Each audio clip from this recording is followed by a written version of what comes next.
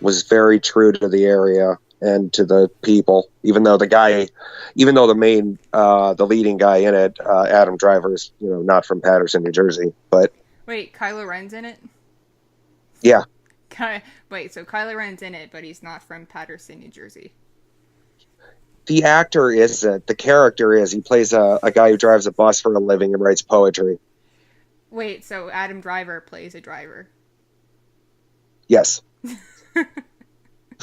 I feel mean. I don't want to laugh at Adam Driver because I don't know if you've read his stuff, but he has an anxiety issue where he's afraid of people essentially making fun of him for reasons, but that's kind of funny. Sorry, Adam. I'm not making fun of you. I'm just making fun of that coincidence. You're cool. You're cool. And you should certainly see the movie. It's just a really nice character study, and it's just the scenery is really beautiful, and it's a Jim Jarmusch movie, so it kind of just doesn't really go anywhere, but it's really just a moving snapshot of a time and a place, and just all the little details it captures too. It's a really nice tribute to poetry and to art. I'm going to use that bit to open the show with so we can be relevant because Adam Driver is in the new Star Wars. He is. He's in the hell out of that movie. He's in so much of that movie. Have you seen it yet? No, I haven't. I couldn't. I don't give a shit. I don't make a big... Go ahead. I didn't want to give a shit. Like, I had many plans to not see it, but then the opportunity presented itself to see it. And I was like, okay. Sure. No, and Kara and I debated about seeing it for Christmas, because for Christmas we're going to get drunk and go to the movies. But I think we're seeing The Greatest Show on Earth, or The Greatest Showman, whatever that Hugh Jackman movie's called. But no, and I do enjoy the Star Wars movies. I did the marathon when The Force Awakens came out. I did the 7-movie-in-a-row marathon, and I had a great time. And I've always appreciated the movies and some of the other aspects of like the fandom and the culture, but I don't know. I've never been a huge Star Wars fan. It doesn't speak to me the same way it speaks to a lot of my friends. And I don't make a big deal about that on like social media or anything like that. I just, I don't know, man. I'm like, no, I'll see it. I know I will. Good time to segue. By the way, this is the podcast Reimagining the Magic, episode 10. Unfortunately, the usual suspects, I'm here. I'm Katie, but Julie could not make this episode due to scheduling conflicts, as we mentioned on social media. It is the holiday season, and she is a very busy woman this time of year. But to stay on schedule, I have a special guest. Introduce yourself. Yeah. Hey, everybody. No, let's just scrap it and do it again. No, I'm kidding. I'm Gabriel Ricard. I'm a columnist for Drunk Monkeys. I write a movie column for them. I write another movie column for Cultured Vultures. And I, like just about everybody else out there listening, has a weird love-hate psychosexual relationship with Disney.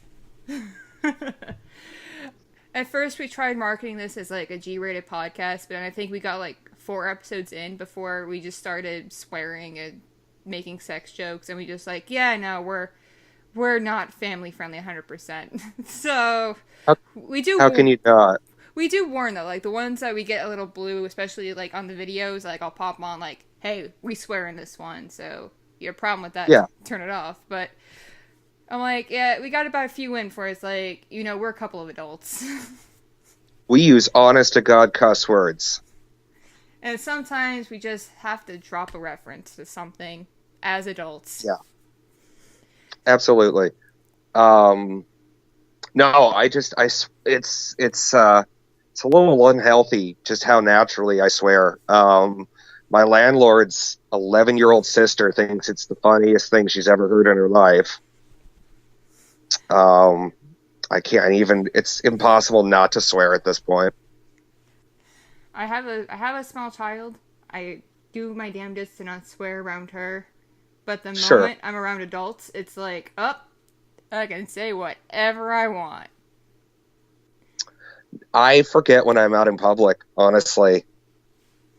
And my voice carries a little bit sometimes.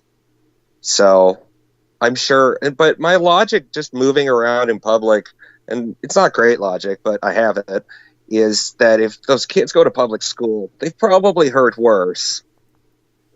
And I don't describe graphic sexual things in public. It's, it's the kind of stuff you can hear in a PG-13 movie these days. Well, as you know, I work in a bar when I go to work, and you'd imagine just the kind of language used in a bar, so it's just, I don't even think, like, when I'm home, I completely turn it off. I'm like, okay, I gotta be G-rated, I got a small thing, don't need repeating things, but at work, it's like, people and their tequila, man. In those deep Texas accents, no less. Oh, speaking of alcohol, you know that at the Disney parks now, they all serve booze, including hard liquor? I'm sure I knew that. It's kind of new, because it used to be before, like Walt was pretty big on, like, no booze in his parks. He was like, this is family, I don't want drunk people. And then, like, pretty much the only place you could get alcohol was Epcot, with wine and beer and, like, Sure. the countries, and that was like the highlight of Epcot for adults is, oh, we can get alcohol here. But now and then also in like the Disney Springs, their shopping thing, there were like restaurants with bars, but that was it. But now within the park, Wasn't Walt drunk when he probably said that? probably, and smoking. Yeah. He probably said Anyway, that I'm sorry. over. He probably said that over a cigar and a whiskey. I'm sure he did. But yeah, so now like there are actual like bars that serve mixed drinks in the parks, and I think now like the people who are like the head of the theme parks are realizing probably why Walt didn't think that'd be a good idea. Because imagine like all the rides, all the attractions. Now combine that with drunk people, Oh yeah. and combine drunk people with toddlers. Can you tell the difference? Not really, no. Like the theme parks that I go to, which are King's Dominion and the other one, Busch Gardens. Those are the only two theme parks in the United States that I've really been to with any frequency. And those places do beers, and I'm sure they do wine somewhere, but they space those suckers out. Like, and I would imagine Disney, when Disney does anything, they don't half-ass anything. So I'm sure you can get booze everywhere at that park now. Oh yeah, but Pandora just opened in May in Animal Kingdom, and there's a restaurant and a drink stand. The drinks they makes an Avatar-themed margarita. They themed the beverages.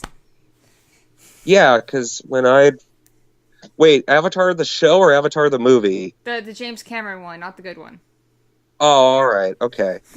Oh God, fuck that movie. I just rewatched it recently with the Riff Tracks audio commentary, and God bless those guys for soldiering through 2 hours and 43 minutes of just, oh God, it was just, and it didn't have the 3D thing, because I saw it in an IMAX theater. My friends and I drove like, I know this is a Disney podcast, so I'm sorry.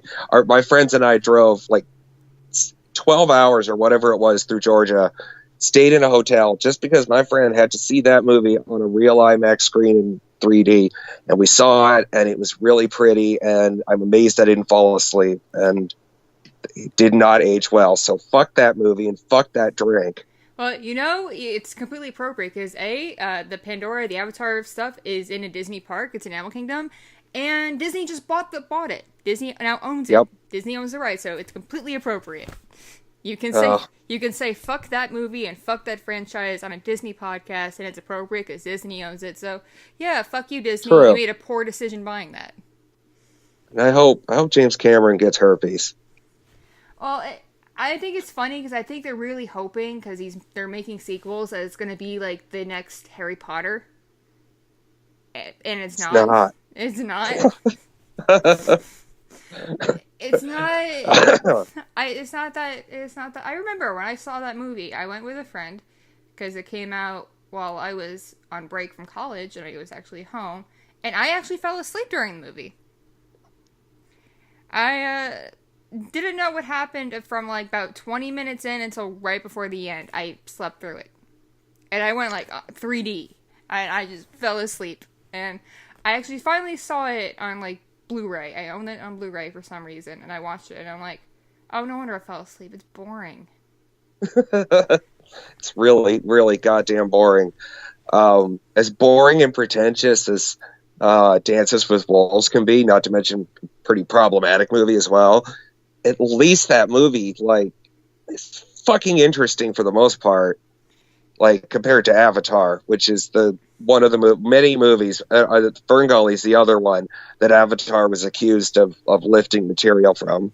And Pocahontas.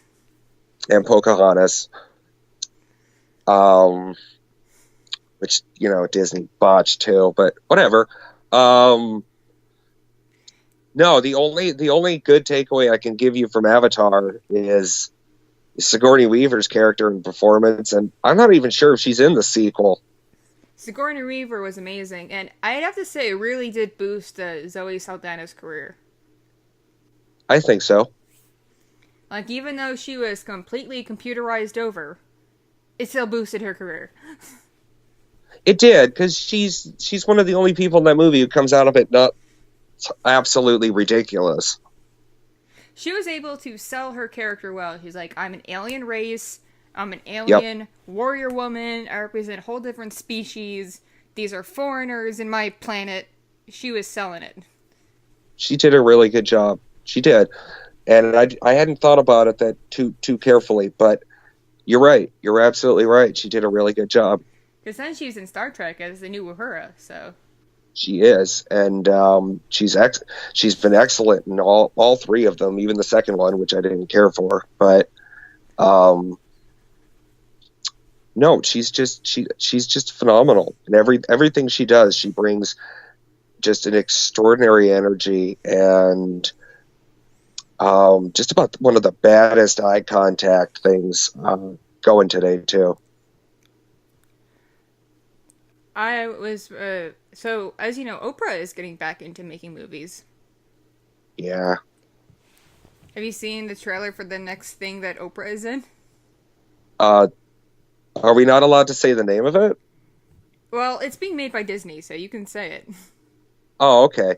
A Wrinkle in Time. I did see her in that, and I'm not a huge fan of her as an actress, I have to admit. I know it's not cool to ever say anything bad ever about Oprah, but I'm not a huge fan of her as an actress. But I'm really excited for her in this movie, and for Reese Witherspoon, and oh my goodness, I'm forgetting the third one. It's because Oprah has taken over your brain. Yeah, that's pretty much what happened, man. Damn, no, I cannot. Oh, Mindy Kaling. I came up with a pretty good movie idea. So, you're a movie critic. Tell me, this is either for a movie or, like, a sitcom. Oprah and Betty White as the president and vice president. Oprama and Whiten. I like it. I like the name. Your best bet might be to try a 15-minute Funny or Die sketch and then just gauge everyone's response from that. Because I feel like Betty White would be like the perfect older female Joe Biden. Just perfect. Absolutely. And then Oprah could really sell being like a female Barack Obama. It's like, you get healthcare, look under your chair, it's healthcare! And then, Betty White's like, Oprah, the Republicans are not liking it. I'm gonna go put laxatives in her coffee. Betty, no! Cloris Leachman could be secretary of the press. I'm liking this. I'm ordering a pilot. I don't know what network this could go on, but I'm ordering a pilot. I'm thinking Netflix. This sounds like something Hulu might pick up. Actually, no, you're right. It probably is Netflix. Hulu's trying to be a little more sophisticated. Come on, Netflix. You've greenlit worse things. Netflix throws out some fairly sophisticated material themselves, but they also just in the same, which is the great thing that you can do when you're like one of the biggest companies in the world, in terms of your market. They can do some highbrow stuff and then shoot straight for the lowest common denominator. I learned something interesting to keep it kind of Disney related. The studio that makes BoJack Horseman, you know who produces it? Not offhand. Former Disney CEO Michael Eisner. Yeah, that sounds about right. He's a weird guy. He's a very contradictory guy from what I've read. I can't help but appreciate that he exists. I appreciate his existence. The world would be a different place without him. I don't want a world that does not have Michael Eisner in it, because while he has made some very weird, very odd decisions, he's also made some ingenious ones. Yeah, and God, there's a guy who knows where the bodies are buried. It's like this, and I feel like this is where I differ from so many hardcore Disney fans. I don't like Bob Iger, the current CEO. I think he's uncreative. I think that's why he's trying to make all these business deals and buy all these other properties, because he has no confidence in any of his actual creative people working under him. He has no confidence in original creativity. He'd rather just buy and resell previously made ideas and things he already knows sell, and just rehash all that, then let people be creative. Which is really funny, because I was reading the other day about how he's praised for picking up these properties. Like right. So I think it's really funny because a lot of people talk about how great it is that he buys these properties like Marvel, like the Muppets, and then just lets them pretty much do what they were doing before, just Disney marketing and Disney money, and yeah, we're going to make your characters into our Disney theme parks. They pretty much leave these guys alone and let them do whatever they want. And that's the thing, though, it's like, Disney was once known as the helm of original creativity. Right. That's what their in-house stuff outside of Pixar, I don't know. Well, I mean, but Pixar was pretty much handling all the animation these days. Yeah, John Lasseter took over as head of Disney Animation a while ago. Yeah, right. This was driving me crazy. This shows just how little Bob Iger has any faith in anything. Well, we had Cars 3 come out this year. That got a lot of hype, but that's a sequel to a very lucrative franchise by the toy sales.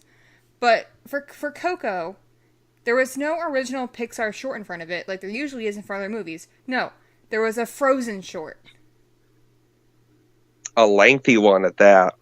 And I really feel like that was done on purpose. Instead of just waiting for it to just be on TV like it just was and just having it be a TV special, Iger wanted it attached to Coco because he just did not have faith it would perform on its own as an original concept.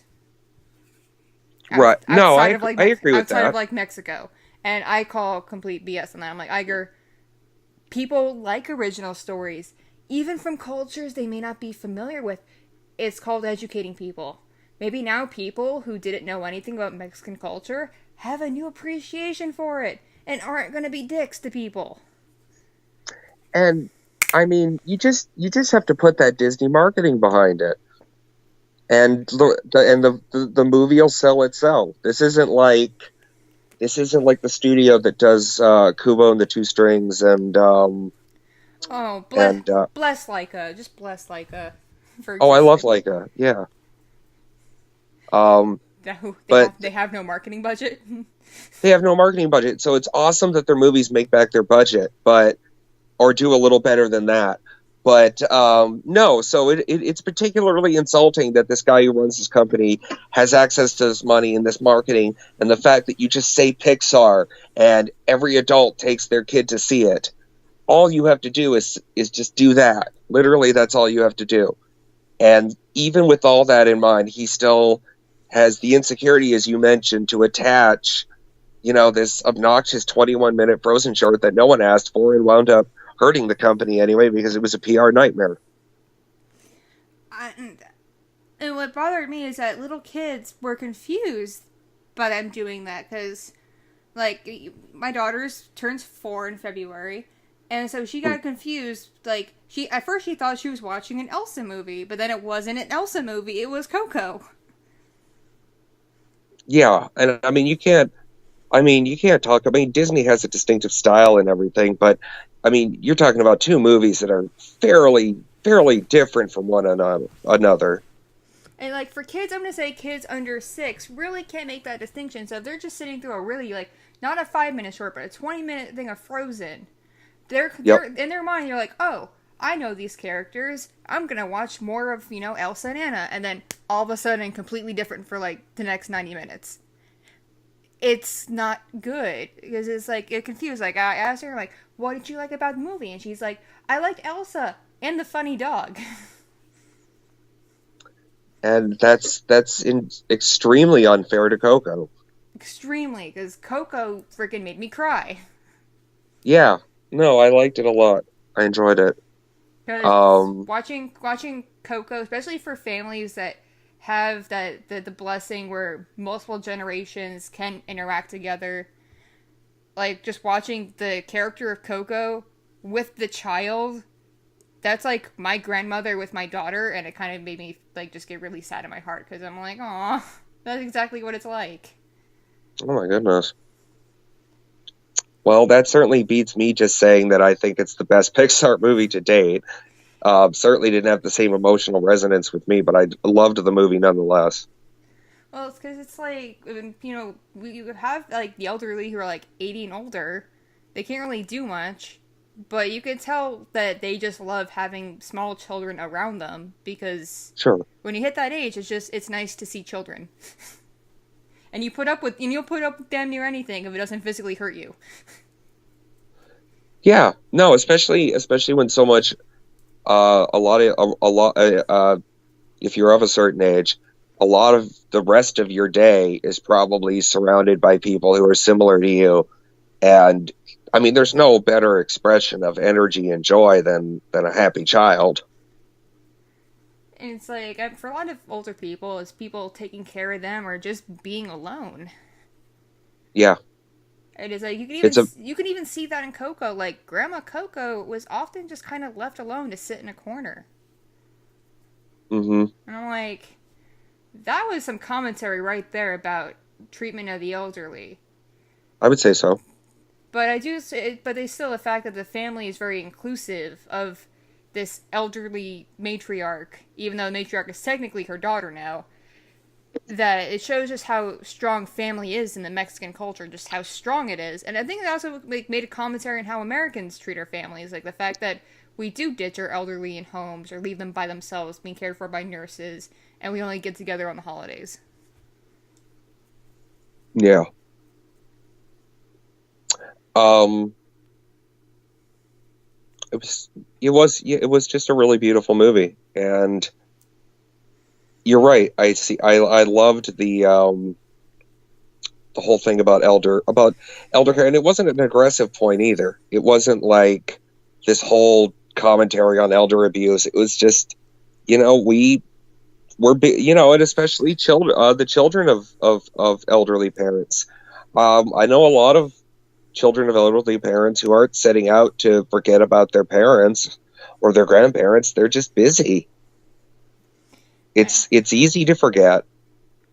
And it's like without spoiling the movie, just one of the key things in Coco is the power of memory. Yes. And it's a really good story. Like, I think Inside Out and Coco complement each other as films very well. Oh, absolutely. In fact, I'd probably want to watch them together when Coco comes out on streaming and such. Like, I think that they should sell the movies together as like a dual pack. Like, watch Inside Out and then watch Coco. Well, that would certainly be an emotional roller coaster. As and Inside Out's coming to the parks, and I'm like, where? Because the building you think it'd go into hasn't been used in over a decade, and it's pretty gross looking inside. People snuck around in it. Because it's used as a convention center. It's the building that was about like the human body. It it used to be sponsored by MetLife, and it was in Epcot. It had Body Wars, which was a simulator attraction. Yeah, that's all stripped out. So people are thinking, wow. Inside Out could go there, but people are thinking, no, they're not going to bother. Bob Iger's not going to spend money on that old pavilion. That would require money and creative thought. He's probably going to put them in Imagination and just tick off everyone who's fans of Figment. Because the Imagination Pavilion is fine. It's been running like clockwork for years. It's easier to just strip that out and shove Inside Out in there than to actually work on an old building that hasn't really been used in a decade. Because it's Bob Iger, and that would require deep, creative thought process. And he's a pretty young guy, so how old is Bob? I don't know, but I don't think he's a person. I think he was, like, shot out by, like, a 60s computer. A 60s computer on Wall Street printed him out one day. I like it. It sounds accurate. And put in a file folder, and it's like, one day, you will go to Disney. Remember that giant computer from Willy Wonka and the Chocolate Factory? Maybe someone, maybe someone... That's what it was printing out, when they're making that, look at this discovery, look at it compute. It was printing out Bob Iger. And they threw those papers back there, and then it just kind of like the mold and like rat shit and everything else just kind of somehow congealed into something that looked like a person. And then maybe lightning struck the building one night, or some acid rain blew in, or I don't know, something. And then it just turned into this guy who grabbed an Armani suit and a briefcase and said, I'm going to take over Disney now. I'm going to buy Marvel. I'm going to buy Star Wars. I'm going to buy Fox. I'm going to buy this, buy that, and not have to actually let people be creative for the rest of my life. And still make money. I'm a genius. Walt's like doing barrel rolls in his grave. While still pouring himself a glass of whiskey.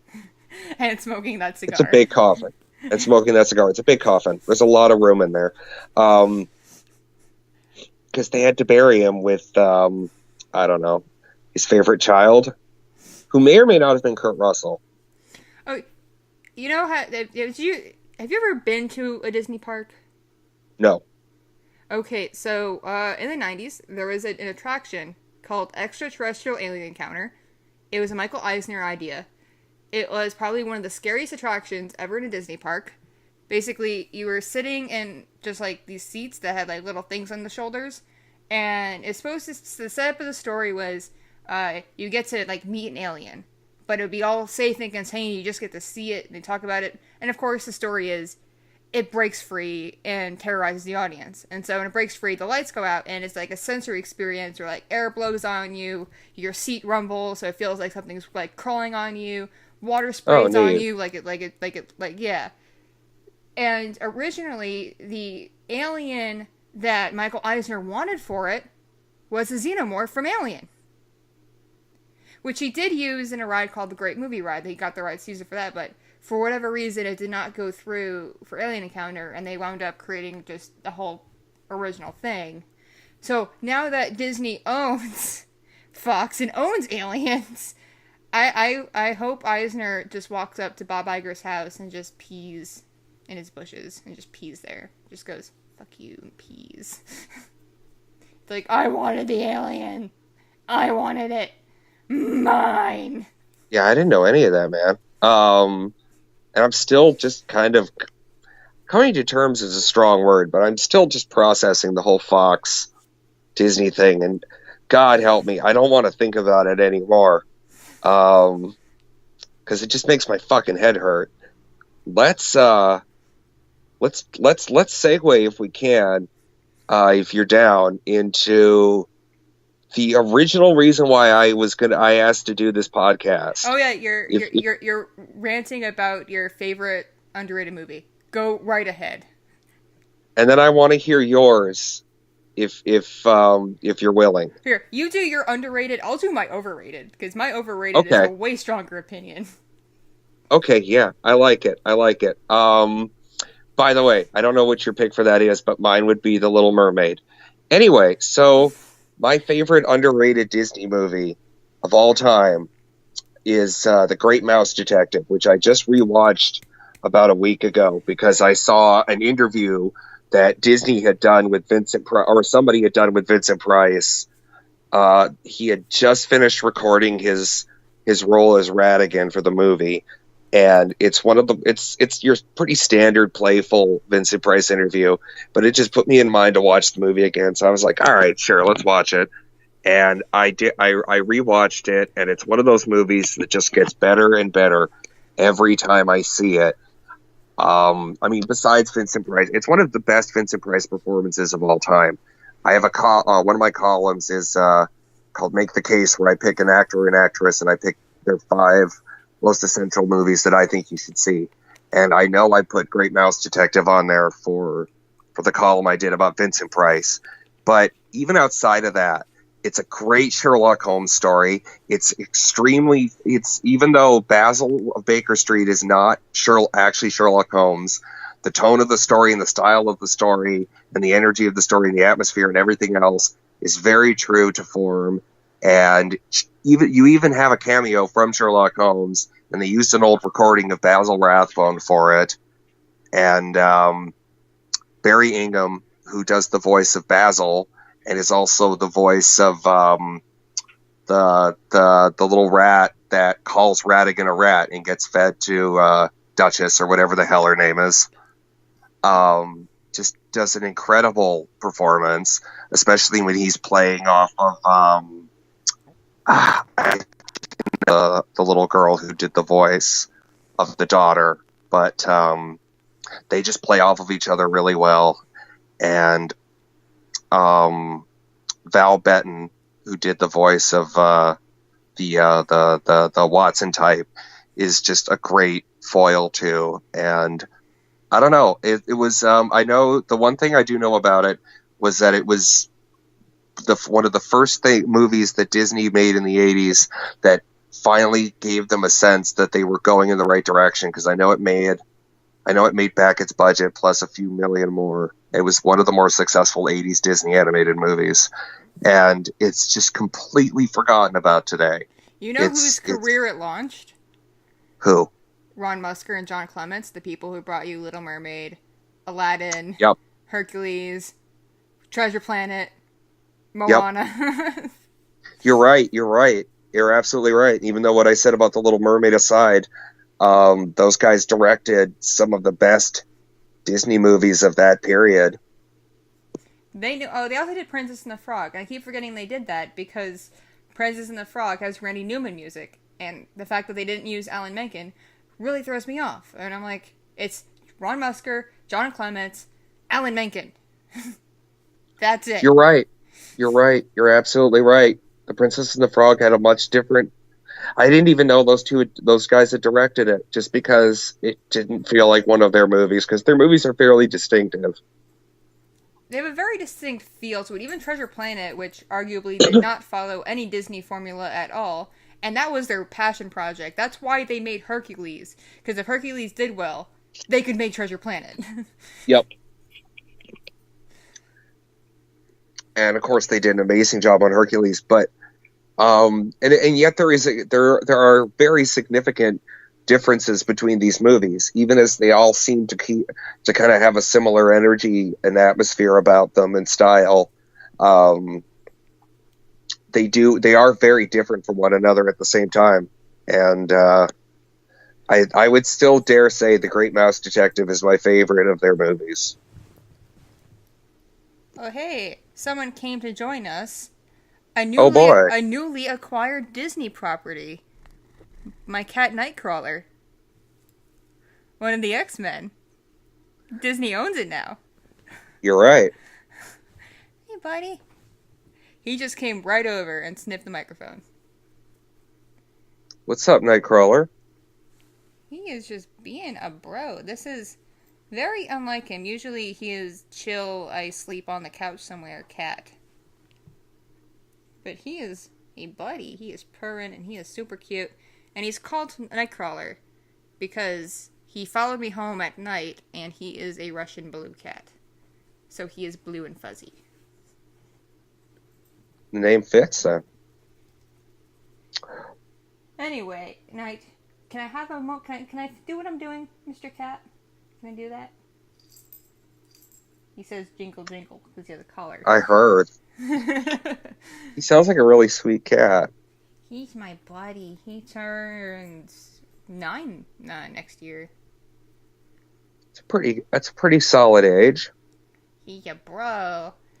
So, yeah, yes. So yeah, there is a third guest star on this episode. It's my cat.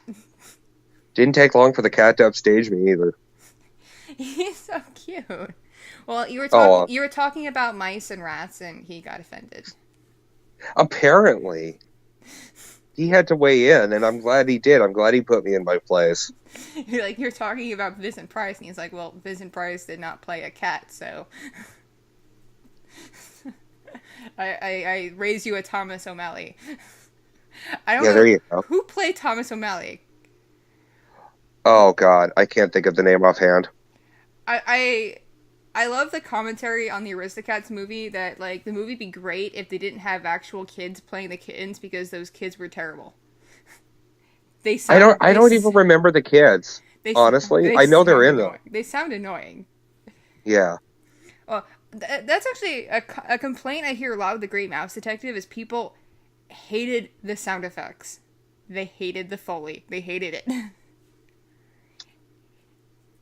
Oh God, I guess I either don't have a strong opinion about the sound effects or I even like them.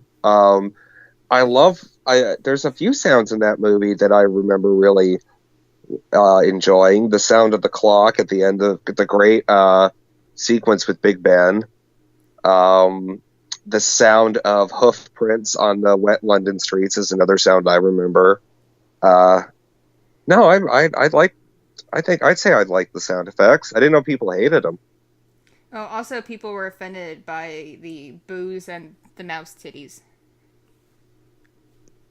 There were mouse titties. Yeah, well, that was still in that weird period where Disney was trying to do somewhat more adult material. I mean, even Oliver and Company is a fairly different, which came out around the same period, is a fairly different kind of Disney movie from what they started making in the 90s and certainly from what they make today. Oh man, I'm just, now I'm really thinking about it. When did Robin Hood come out? Did that come out in the 70s? I want to say it came out in the 70s or the late 60s. Oh, 70s sounds right. It's true then. Every 10 years, Disney needs a movie for the furries because Robin Hood for the 70s, Mouse Titties for the 80s, Lion King for the 90s, Zootopia for right now. Which is one of my wife's favorite movies. Man. I've seen Zootopia like 4 times now. It's a good movie. I don't know if it's 4 times good, but I've enjoyed it. Did you see that webcomic that person made with? Yes, I have. Yeah. God damn, that thing's impossible to escape from. I'm seeing it on Facebook now, and I'm like, oh shit, it's already crossed over. Why did it have to exist? It's very depressing to get, because I wrote something recently and I got some stats. I get stats from Cultured Vultures for the stuff I write, and I got some stats on something I written recently, and they weren't great. And I was like, oh, but they're okay. They weren't great. And I'm like, oh, that sucks. And then I think about stuff like that comic, which has now been read by, I don't even want to know how many people have read that goddamn comic. It's become a meme. Behind the Meme has made an episode on it. It's a meme. Yep, it's a meme, and it's a terrible story. The art's pretty good, I have to admit, but it's a horrible, horrible story, and it's a weird perversion of the characters. And how many people have read it now? I mean, a million? I'm just like, and of course Disney's not going to say anything about it, so they did, and they'd have to come on every single piece of furry art ever made. Yeah. And they'd have to admit the connections there. I feel like them going after the comic is them acknowledging that it exists. Well, you know that, because remember that when Zootopia, like before it came out, like there was weird hype around it. Disney directly first started marketing it directly to furries. And I to heard test that. screenings for furries. I heard that. It's real. Like, furries came out and talked about it. And I'm like, Disney, no. Why? Like, and I say this, very nicely. My brother is literally a furry. So I'm like, I don't hate furries. But I'm like, Disney, don't encourage, because weird stuff's gonna happen. Now look what happens. Now look. I mean, all things considered, it hasn't been as terrifying as I would have thought. And I know a lot of the furries I know who do, because for some reason, I staff a furry convention. And, no, it's actually a really fun convention. I just was invited to come staff it, and I did. And, it's called Furthermore, and it's in Northern Virginia, and it's a really well-run furry convention with a lot of really cool people. And one of the things I've noticed about a lot of people's relationship to that movie, furries anyway, is that the movie is this whole other thing. Like, I know there's people who sexualize it, but I know a lot of furries, probably more than I would say who do sexualize it, who don't. Like, it's just something that they like or don't like. I know at least a couple of furries who don't like that movie. Well, people thought it was kind of weird that, like, the sexy animal was a gazelle. Like, why is Shakira a gazelle? I wondered about that, but I didn't really think about it too deeply. It's not something that you really want to go. My first cue, something was amiss with that movie, was like the very end with the sexy dancing tigers. There was a lot of strange stuff in that movie. That bothered me. There's a lot of weird. That bothered me too. There's a lot of weird stuff in that movie, like this entire B story with Marlon Brando's godfather as a shrew. As a shrew. Was it a shrew or a possum? He was like a little tiny thing, right? He was a shrew. Yeah, his daughter was a shrew. You're right. The daughter was a shrew. Yeah, you're right. They were shrews. Yeah, because they were very, very small. But yeah, it's this movie in 2016 or 2015, whenever the hell that movie came out, that's got this got whole weird, very obvious appeal to furries, and then Godfather references, and then a story that's somewhat evocative of Chinatown. Like, there's just a lot of very odd things. And then the whole segregation issue that kind of runs through that movie. There's a lot of weird stuff going on in Zootopia. And yet another twist villain, where you don't expect the villain till the very end. And it's like, oh, it's that person the whole time. Ugh. I am tired of twist villains. Yeah. Well, it was still pretty good. And you're right, though. About every 10 or 15 years, they apparently have to make a movie for the emerging furry community. Or the very mainstream furry community these days. Lion King is still a big thing. Like, yes. People roleplay from the Lion King with, original characters. Like, there's a whole universe out there that people have made up, and I'm just like, it's just some lions, guys. Come on. It's Lion Hamlet. It's Lion Hamlet. With some pretty hard pulls from Tezuka's Kimba, the White Lion. Oh God. Oh, we're not going there, because that's a conversation Disney doesn't want people having. No, I'm aware. So we'll just not mention this one thing about it, how Matthew Broderick, when he was first cast in the movie, legit thought he was doing a movie about Kimba the White Lion. Anyway, so Zootopia is such a good movie with its message of social acceptance, and, Jason Bateman was a pretty good fox, and I cannot for the life of me think of the actress who does Judy Hopps. The fur, it was a very fuzzy movie. Like, you could touch them. Yeah. It was. That movie was one of the most vivid animated movies I think Disney's made so far. It came out the same year as Moana. It came out in March, and Moana came out in November. Two drastically different movies. Yeah, definitely two very, very different movies. Moana was beautiful water, beautiful hair, and thank you for animating The Rock, because yes. And letting him sing. And a lot of the characters had big, like, not fat, but fleshy bodies. Like, he had a lot of different bodies. And maybe I'm remembering the movie wrong because I've only seen it once, but I remember a lot of body types in that movie, too. There are a lot of body types, and, like, yeah. Moana's not a stick. No. No, she's a pretty standard-looking little girl. And, like, people were arguing over, like, Maui's design and his shape. But when you realize that his tattoos are animated, you're like, oh, that's why. They needed a big canvas to work on for animating tattoos. It doesn't work visually. Oh, yeah. It doesn't work visually if he's small, because then it's harder to animate the tattoos moving around. Absolutely. And so people who realized that kind of apologized for their Disney shaming while people stood by it. And then you had people from, like, you know, the region it's based on. They're like, you know what was great? How every time they got into heavy action, they put up their hair. Because so many movies don't think about that. And we do that all the time. Oh, we're cooking? We put up our hair. Oh, we're going to go do some gardening? We put up our hair. Yeah, if we're going to go fight a volcano lava monster, we're putting up our hair.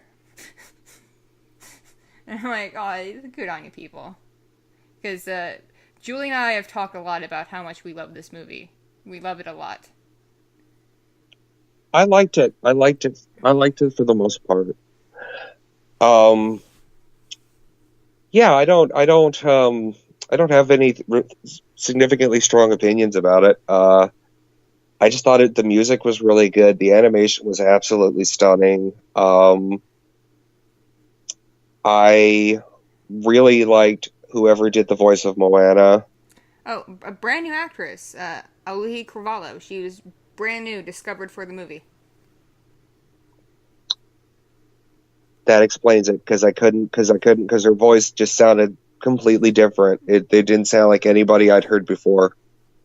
It didn't sound like the kind of type of voice acting that, like, DreamWorks goes for, or no, she just was there. Everything about that movie just really strove to do more than just have than just be able to say, you know, oh well, we had a Disney movie with another leading woman of color.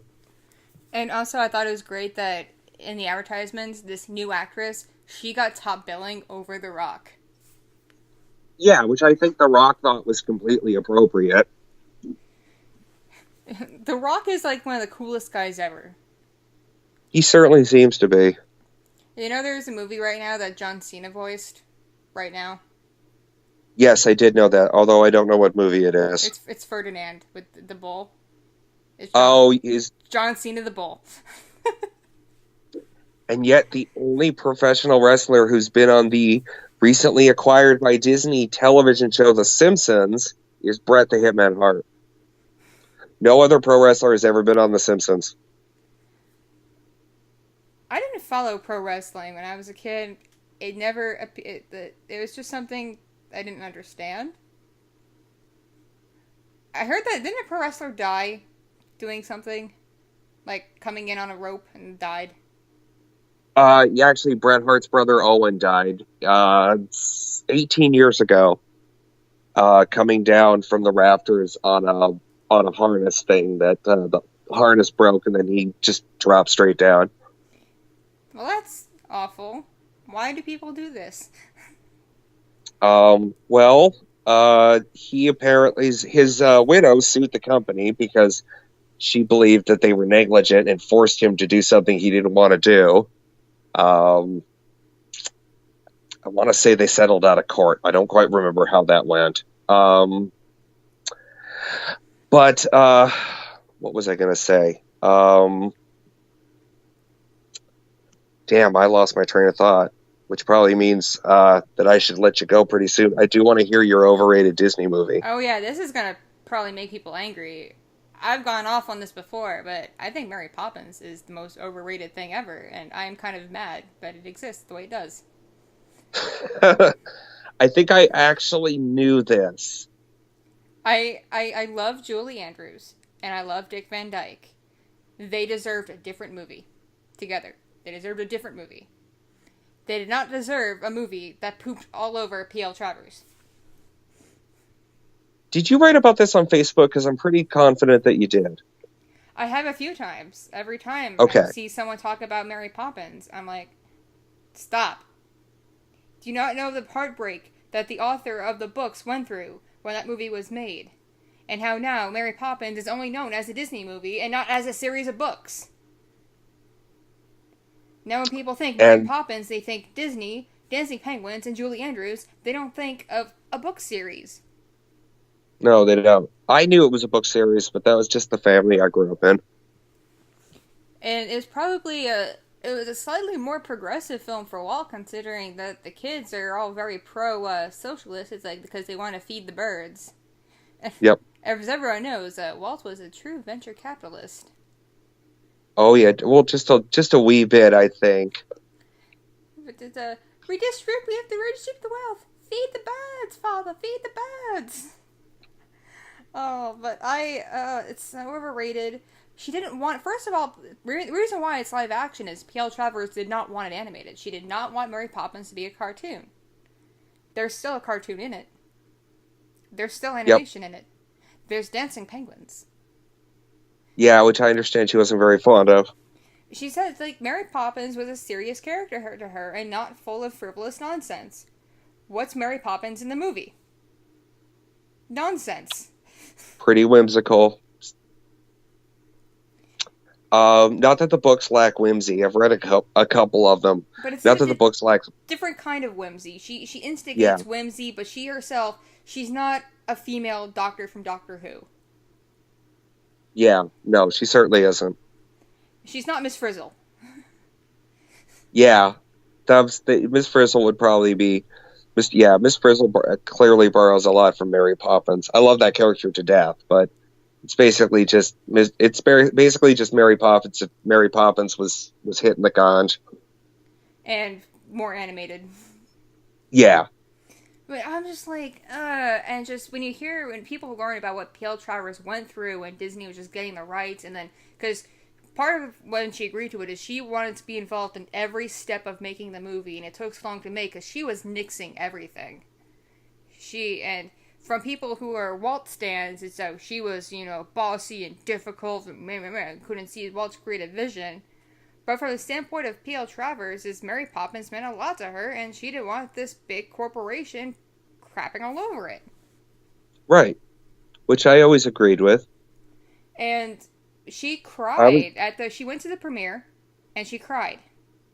Not because it was beautiful, not because it surprised her, because she cried out of loss, a feeling of loss. Mary Poppins was no longer hers as of that premiere, and she knew it. Did she write any books after the movie? I think she wrote a couple of them. I think the last published book was like in the 80s. Okay. But she said she's been said in interviews that like she cried because when she realized Mary Poppins is no longer hers, it was like losing a child. Yeah, and not that I'm a writer on her level, but I have written a few books, and I can at least appreciate that concept. And I'm grateful that I'm never going to be famous enough for it to happen to me. And like fortunately, like with J.K. Rowling, like it was a good thing because I don't know if you knew, she originally was talking to Disney about incorporating Harry Potter into a theme park, but Disney wouldn't give her the kind of stuff she wanted, so she went to Universal, and look what happened. Universal let her keep full creative control, and it's amazing. So even with the movies and everything else, she's always been allowed full creative control over Harry Potter. That didn't happen to P.L. Travers with Mary Poppins. Not at all. It's a 9-day difference. It's like J.K. Rowling never had to let go of her creation to let other people add on to it. So many people before her, and even now, have to. Yeah. Well, and it would have been interesting to see J.K. Rowling go up against Walt Disney. At the time, it would have been, I think it had been Eisner or Iger. Because it was sometime in, like, the mid-2000s that she was talking to them. And, yeah, they apparently only wanted to do, like, a stage show or, like, a little thing. Like, not even a ride. Just, like, a corner. and she was not having that.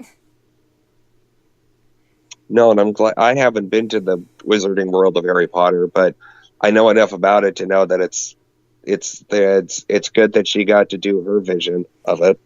She changed the theme park game forever because the Wizarding World of Harry Potter is just so interactive and just so like completely absorbs. Immersive. Yes, that now every other theme park has to up the gambit and be as immersive to compete with that. That's why Disney made Pandora. That's why Disney is crapping out Star Wars lands and wanting to make a Star Wars hotel that's immersive. Where there aren't even windows, where you look out a window and it's a digital projection of space. Which is a terrible idea, but anyway, There's a lot I of don't. terrible ideas coming out of Disney right now, but they're There happening. are, there are, and I would love to come back on the show when Julie's can do it as well, and we can all talk about those terrible ass decisions. Because I'm pretty sure the three of us, from the little bit I've talked to Julie online, I think it would be fun to just sit back and like listen to you guys just banter back and forth about this shit. Yeah, because she's someone who she grew up with kind of like on the fringe level, kind of like you did with Disney. Like you're aware it exists and you're aware of the cultural impact. I grew up in a family that's obsessed with it, so I Yeah, have it shoved at me from every direction. So I have that perspective. But even I'm like aware of when something sucks. my mom was a pretty big Disney fan, to the point where she likes to make it a point to tell people that she was born the same year that Disneyland opened. Um, but my mom, so I grew up in a pretty intense. Like I knew what Disney. I remember knowing what Disney was before The Little Mermaid came out because if I remember my childhood correctly, I remember a point where people knew what Disney was, but not in the same way that they did, or the number of people did after The Little Mermaid came out. That And that just dated me. The Little Mermaid came out before I was born. I was uh, 4, 5. What year did that movie come out? 89. Yeah, I was 4. I wasn't even born yet. Uh, I remember I'd have to go over to people's houses with my mom because my mom had friends all over town, and we'd go, like play dates, and it was mostly girls. My mom's friends had mostly daughters for some goddamned reason, and so I would have to play The Little Mermaid with like I don't know other 4 or 5 other kids. Wait, was this when you were still Canadian? Yes. I'm sorry, that makes it even funnier. Well, accents weren't terribly thick where I grew up unless you were French. Just Canadian Little Mermaid. Like, what would a Canadian mermaid even be? Well, actually, I do know. If they'd be, like, based on a beluga whale or an orca whale, considering. Well, sure. It was mostly you just had to reenact the movie.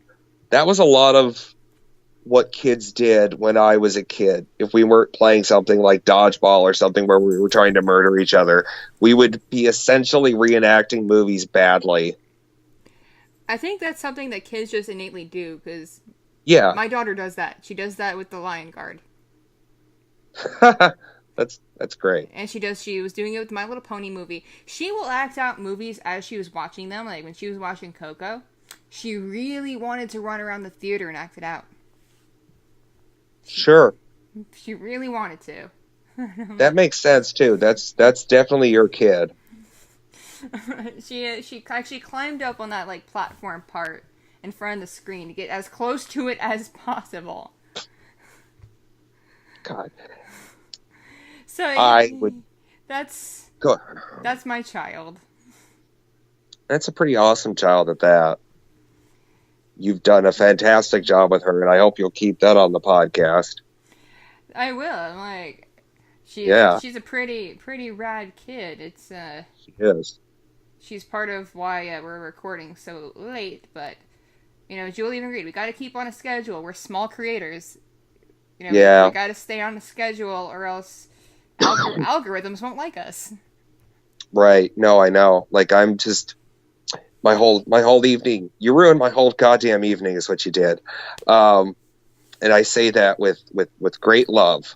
Um, and I'm glad I did the show. And I'm definitely very pleased that I did the show, and I hope you'll have me back. Oh, Uh, absolutely, absolutely. Because we were talking about how, like, because this is our 10th one, we're down to open things up further down, because she and I can only go back and forth on so much before we're just and repeating ourselves. and you need an aging drunk man to just show up and just go, yeah. And then just bring that deep radio voice too. If you like drunk things, you should watch Drunk Disney on YouTube. It's a very underrated YouTube series, but it's great, and they did one on a Great Mouse Detective. Oh Jesus, then I will have to watch it, preferably the next time I'm drinking, which will definitely be Christmas. So I'm gonna go get started on that because Christmas is in. Oh my God, it's in like 5.5 days. So I should probably start drinking now. So All right, you get I will do started that. on your Christmas drinking, and everybody, check the links below to follow us on social media. I will just link to all our stuff, and you can find us. And welcome our new occasional guest. Say bye, guest. Oh, that would be me. Yes, yes. Say Um, say bye to the people. All, like, probably 5 people on YouTube and a couple thousand on Breach. I like it. Bye, Breach. Bye, YouTube. Bye, Stitcher. Happy. Bye that. And happy holidays, you filthy animals. Happy holidays, happy Hanukkah, Merry Christmas, festive Kwanzaa, happy Yule. There's a lot of holidays right now. There are. Alrighty, goodbye.